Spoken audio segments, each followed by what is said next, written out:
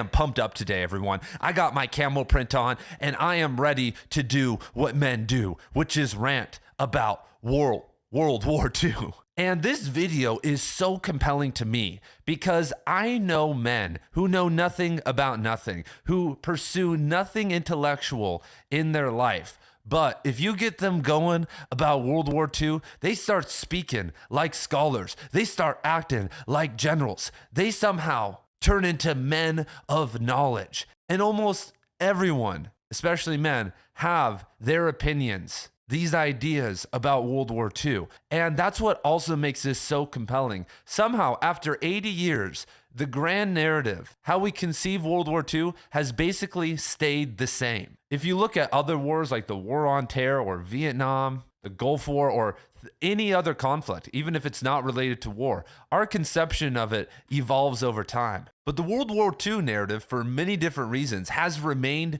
very stagnant. And novelists, more so than anyone, can puncture that. And that's who we're going to be talking about today. Some of the best books and authors of all time, because novels provide us an opportunity to break free of, if Rommel just had 100 more Panzer IIIs, he would have been able not to conquer just North Africa, but the world. And all the other technical trivialities that don't really matter. Novels are an exploration of the interior, of the real stories that people experienced, not just as soldiers, but in all aspects of the war. And my name is Ian, and here on Right Conscious, we talk about transformative literature. All the books I'm going to be talking about today can mind blow you, make you think, make you ponder questions later, make you reflect on yourself. And that's what I'm interested in, because I know that literature is something more than what it's being turned into right now. And so, of course, the first book of the day, I'm gonna have to bring in the heavyweight, the best World War II book ever written. And that is, of course, William T. Vollmann's Europe Central. And the reason that this novel smacks is that Vollmann has distance from the war. This was released in the early 2000s. Vollmann wasn't a World War II veteran. He has no sentimental attachment to anything that happened and many of the canonical truths that we're supposed to believe.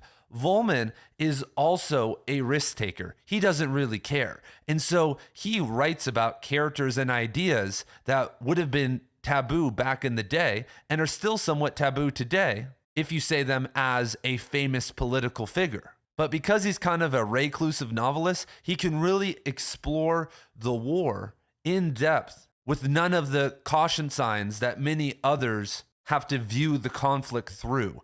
And Vollmann is also a generational talent and extremely smart, smarter than you, I, or anyone else we know outside of maybe like World War II scholars about the war.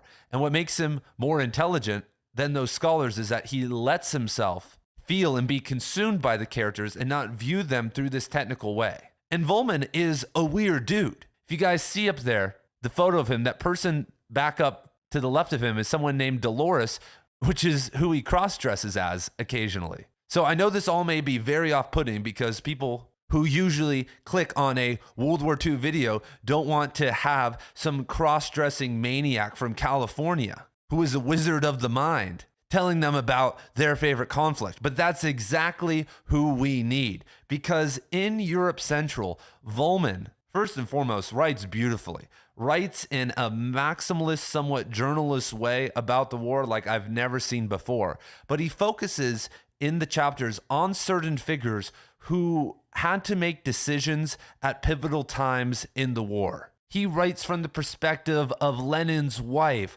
of the composer Shostakovich, from Russian generals' perspectives, from German generals' perspectives, from SS officers' perspectives, from artists and filmmakers' perspectives, and so many others, from civilians' perspectives. And he pulls no punches. He isn't scared to sentimentalize the Germans. He's not scared to show the tear that Russia was inflicting on its citizens. He's not scared to show some of the absurdity of the Americans and some of the Western figures. And in this book is a high amount of detail. historical points and things that happened that you probably never knew that happened that were very impactful on certain aspects of the war. We see some of the more famous and controversial figures not just put on paper, but were given a door to their mind, to their decisions, how they felt to the last moment of their life, how they felt about defecting from one side to the other,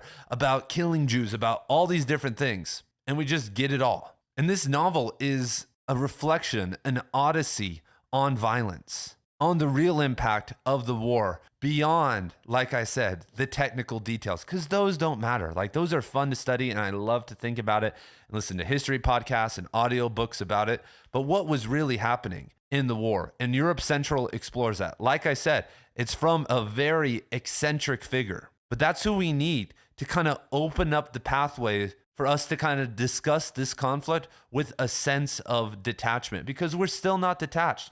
People still call each other communists and fascists and Nazis, even though those people actually aren't the embodiment of the original definition.